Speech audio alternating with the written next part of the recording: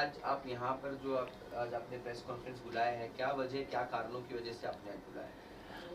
ये press conference आज की रखने की वजह ये है, कल 17 फरवरी है। 17 फरवरी मैंने अनाउंसमेंट किया था कि मैं भूख हड़ताल पे बैठूंगी, अनशन पे बैठूंगी। तो मेरे इस अनशन को कॉपरेट करने के लिए हिंदुस्तान के कोने कोने से लोग आ रहे हैं। तो ये जो लोग मेरे पास आ रहे हैं और मुझ तक पहुंचना चाहते हैं आज़ाद मैदान में, हम माइनॉरिटी के ऊपर जो कानून ने नेगेटिविटी दिखाई है, मतलब हमारे प्रति उनको कोई लगाव नहीं है।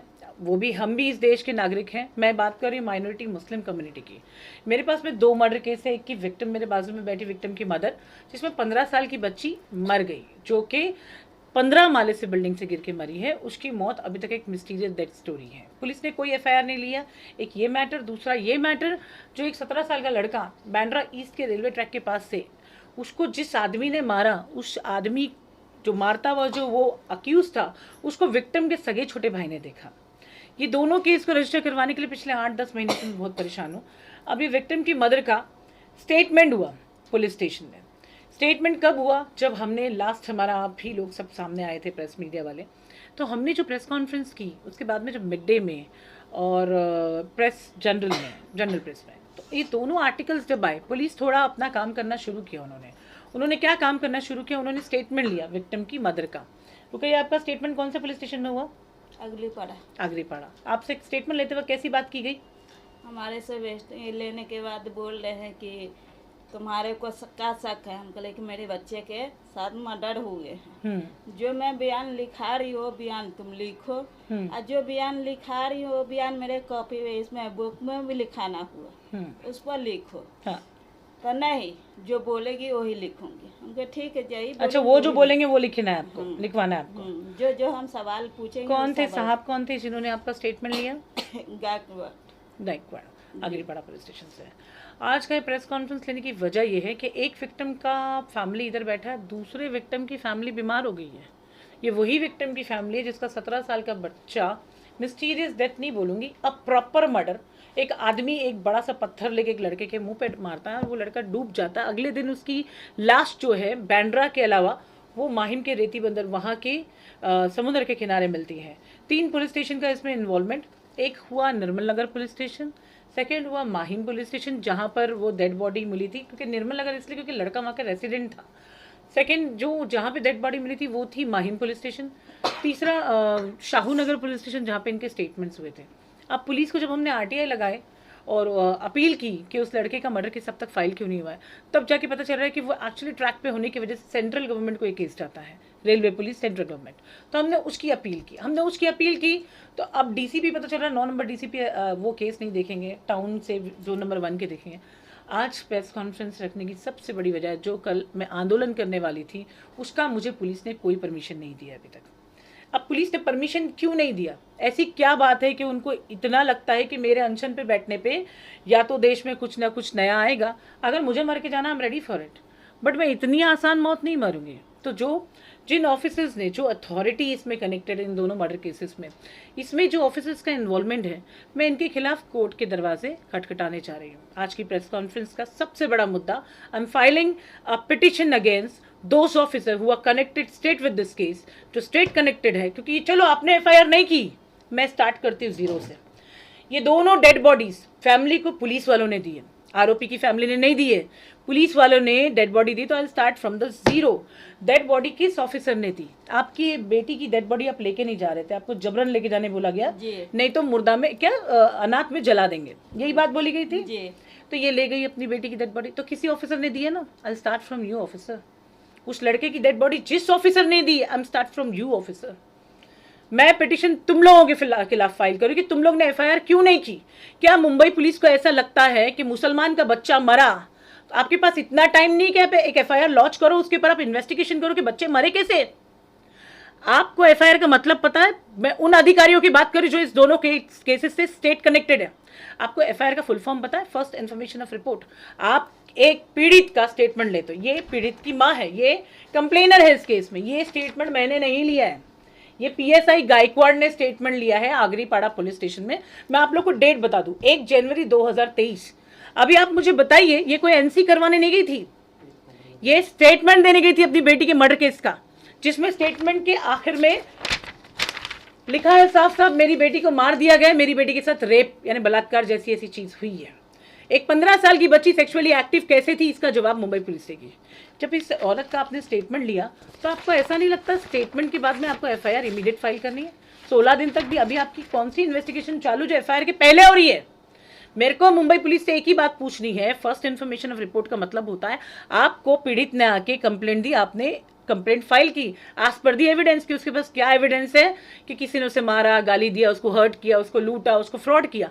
लेकिन मर्डर केस में दोनों की बॉडी एविडेंस है, मैयतें हुई है। इससे बड़ा एविडेंस आपको क्या चाहिए था? आपने जो वर्दी पहनी है, आपको first information of report file करनी चाहिए थी, उसके बाद आप सेकंड इन्फॉर्मेशन फाइल करो ना। आपको चार्जशीट फाइल करने मिलता है, जिसको आप अक्यूज समझ रहे हो इन्वेस्टिगेशन के, जब उसको उठाते हो आपको पता चलता है, आप पुलिस वाले हो, आपको पता चलता है उसने वो किया कि नहीं किया। आप मुझे एक बात बताइए, 2-3 साल बाद बॉडीज बाहर निकलती हैं, मर्डर केसेस बाहर निकलते हैं, अक्यूज पकड़े जाते हैं, मुंबई पुलिस वर्ल्ड में जानी जाती है, तो क्या इतनी नाकारा हो गई ये चंद ऑफिसर्स की वजह से कि एफआईआर रजिस्टर नहीं हो रही है? कोई बात नहीं, इन ऑफिसर्स के खिलाफ पिटीशन इन कोर्ट। आगे की कार्रवाई आप किस तरह करोगे? मैंने बताया, अब हम आगे अभी प्रोसीड कर रहे हैं। मैं कोर्ट से परमिशन लाऊंगी आंदोलन का, कोर्ट से परमिशन लाऊंगी पिटीशन फाइल करके आंदोलन का।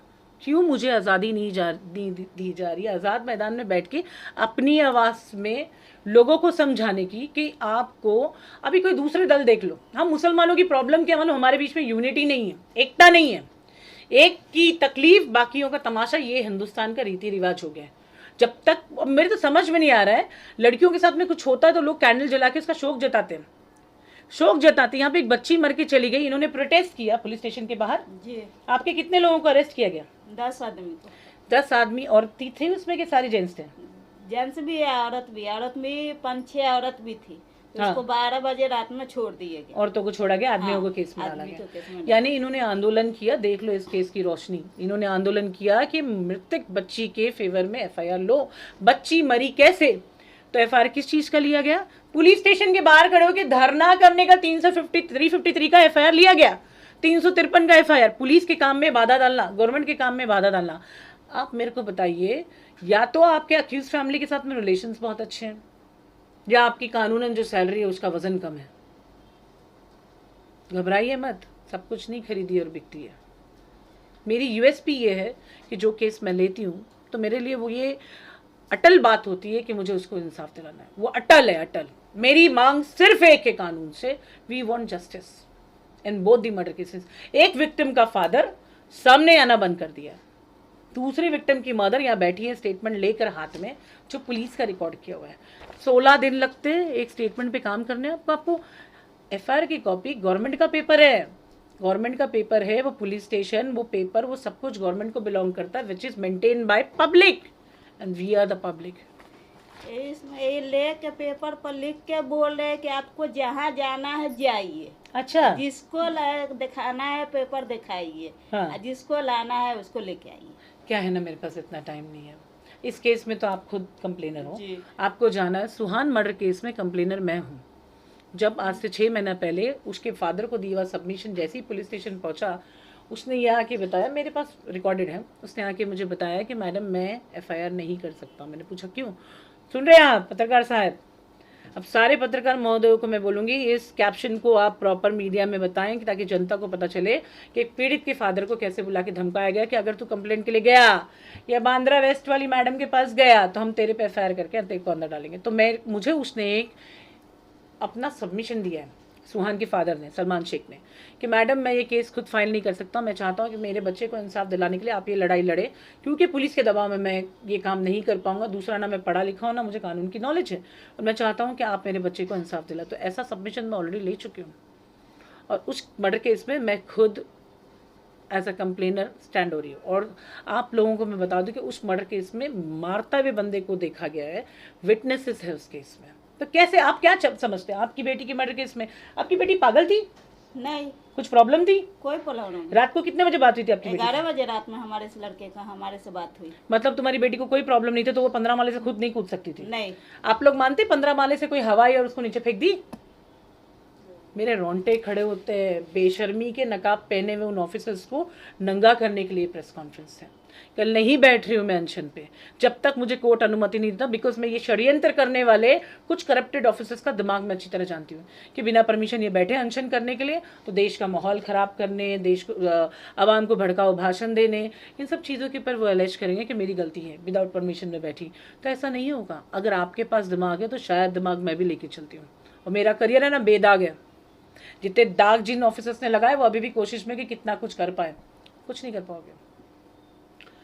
वेल दोस्तों, that's all I about to say. और मेरे जो फैंस एंड फॉलोअर्स, मुझे चाहने वाले, ये इस प्रोटेस्ट को कंप्लीट करने के लिए हिंदुस्तान के कोने कोने से नहीं, कल मेरा एक मुँह वाला भाई दुबई से लैंड हुआ है just to support me for this protest. तो मैं आप सबका शुक्रिया अदा करती हूँ। और जो आज़ाद मैदान आने की, मुंबई आने की आप लोगों ने, दूर दराज के लोगों ने तैयारी की है, आप सबका वेलकम है कल मेरे कार्यालय में।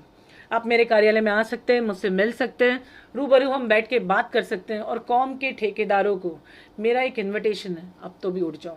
जब तक तुम्हारे बच्चे की बारी नहीं आएगी तुम्हारा ज़मीर नहीं जागेगा।